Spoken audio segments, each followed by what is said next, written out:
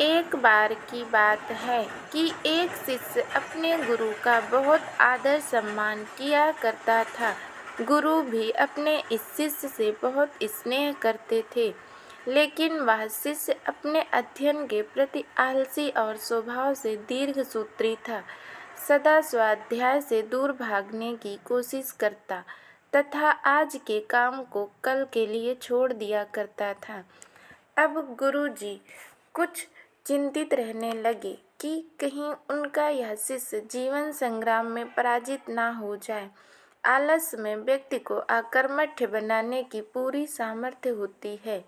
ऐसा व्यक्ति बिना परिश्रम के ही फल भोग की कामना करता है। वह शीघ्र निर्णय नहीं ले सकता और यदि ले भी लेता है तो उसे कार्यान्वित नहीं कर पाता।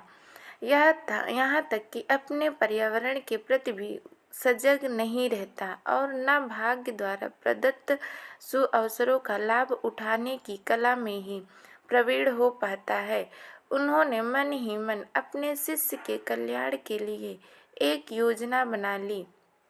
एक दिन एक काले पत्थर का एक टुकड़ा उसके हाथ में देते हुए गुरुजी ने कहा, मैं तुम्हें यह जादुई पत्थर का टुकड़ा 2 दिन के लिए देकर कहीं दूसरे गांव जा रहा हूँ।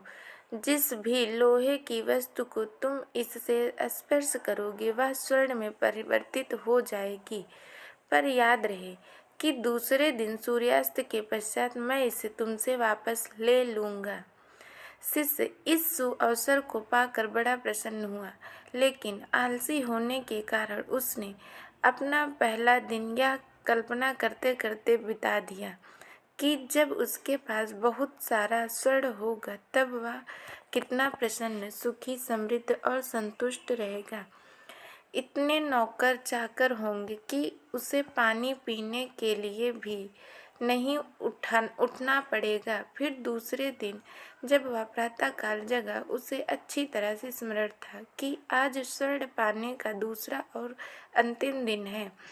उसने मन में पक्का विचार किया कि आज वह गुरुजी द्वारा दिए गए काले पत्थर का लाभ जरूर उठाएगा।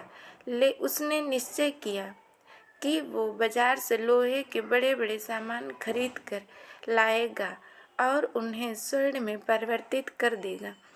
दिन बीतता गया पर वह इसी सोच में बैठा रहा कि अभी तो बहुत समय है, कभी भी बाजार जाकर सामान लेता आएगा।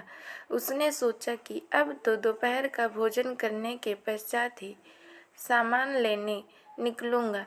पर भोजन करने के बाद उसे विश्राम करने की आदत थी और उसने बजाय उठ के मेहनत करने के थोड़ी देर आराम करना उचित समझा। पर आलस से परिपूर्ण उसका शरीर नींद की गहराइयों में खो गया और जब वो उठा तो सूर्यास्त होने को था।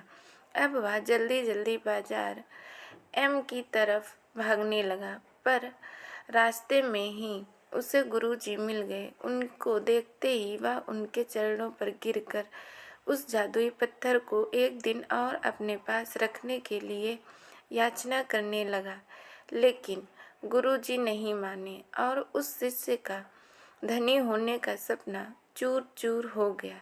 पर इस घटना की वजह से शिष्य को एक बहुत बड़ी सीख मिल गई। उसे अपने आलस्य पर पछतावा होने लगा। वह समझ गया कि आलस उसके जीवन के लिए एक अभिशाप है और उसने प्रण किया कि अब वो कभी भी काम से जी नहीं चुराएगा और एक कर्मठ, सजग और सक्रिय व्यक्ति बनकर दिखाएगा।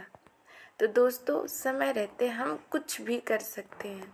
एक बार समय हाथ से जाने के बाद हम कुछ नहीं कर सकते। अगर ये कहानी आपको पसंद आई हो तो like, subscribe, comment and share करना ना भूलें। धन्यवाद।